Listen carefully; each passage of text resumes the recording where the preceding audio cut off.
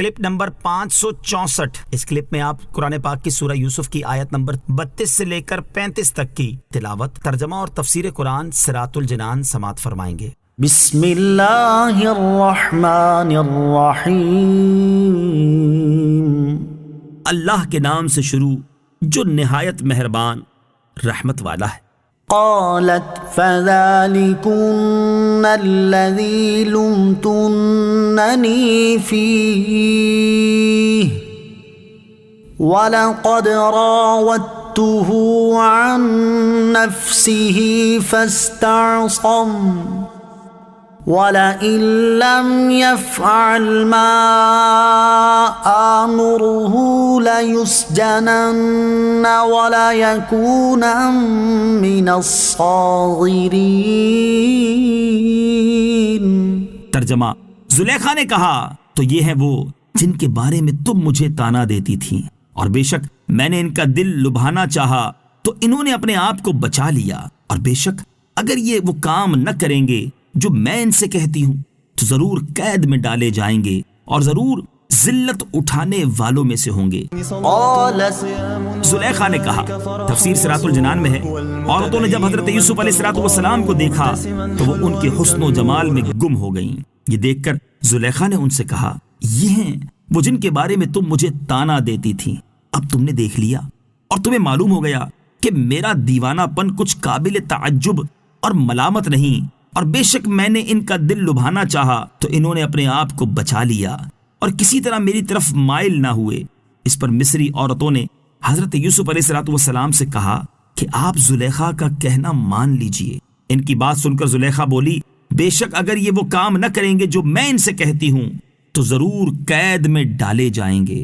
اور ضرور ذلت اٹھانے والوں میں سے ہوں گے، اور چوروں، قاتلوں اور نافرمانوں کے ساتھ جیل میں رہیں گے، کیونکہ انہوں نے میرا دل مجھ سے چھین لیا اور میری نافرمانی کی اور فراق کی تلوار سے میرا خون بہایا، تو اب انہیں بھی خوشگوار کھانا پینا اور آرام کی نیند سونا میسر نہ ہوگا، جیسا میں جدائی کی تکلیفوں میں مصیبتیں جھیلتی اور صدموں میں پریشانی کے ساتھ وقت کاٹتی ہوں، یہ بھی تو کچھ تکلیف اٹھائیں۔ میرے ساتھ ریشم میں شاہانہ چارپائی پر عیش گوارا نہیں ہے تو قید خانے کے چبھنے والے بوریے پر ننگے جسم کو دکھانا گوارا کریں۔ حضرت یوسف علیہ السلام یہ سن کر مجلس سے اٹھ گئے اور مصری عورتیں ملامت کرنے کے بہانے سے باہر آئیں اور ایک ایک نے آپ سے اپنی تمناؤں اور مرادوں کا اظہار کیا۔ حضرت یوسف علیہ السلام کو ان کی گفتگو بہت ناگوار ہوئی تو بارگاہ الہی میں عرض کی، قال رب السجن احب الی مما يدعوننی الیہ وَإِلَّا تَصْرِفْ عَنِّي كَيْدَهُنَّ أَصْبُ إِلَيْهِنَّ وَأَكُن مِّنَ الْجَاهِلِينَ فَاسْتَجَابَ لَهُ رَبُّهُ فَصَرَفَ عَنْهُ كَيْدَهُنَّ إِنَّهُ هُوَ السَّمِيعُ الْعَلِيمُ ثُمَّ بَدَا لَهُم مِّن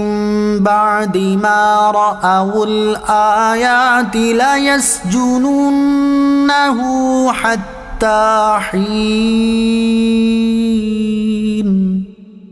ترجمہ، یوسف نے عرض کی، اے میرے رب، مجھے اس کام کی بجائے قید خانہ پسند ہے جس کی طرف یہ مجھے بلا رہی ہیں، اور اگر تو مجھ سے ان کا مکر و فریب نہ پھیرے گا تو میں ان کی طرف مائل ہو جاؤں گا اور میں نادانوں میں سے ہو جاؤں گا۔ تو اس کے رب نے اس کی سن لی اور اس سے عورتوں کا مکر و فریب پھیر دیا، بے شک وہی سننے والا جاننے والا ہے۔ پھر سب نشانیاں دیکھنے کے باوجود بھی انہیں یہی سمجھ آئی کہ وہ ضرور ایک مدت تک کے لیے اسے قید خانے میں ڈال دیں۔ ثم بدا لهم،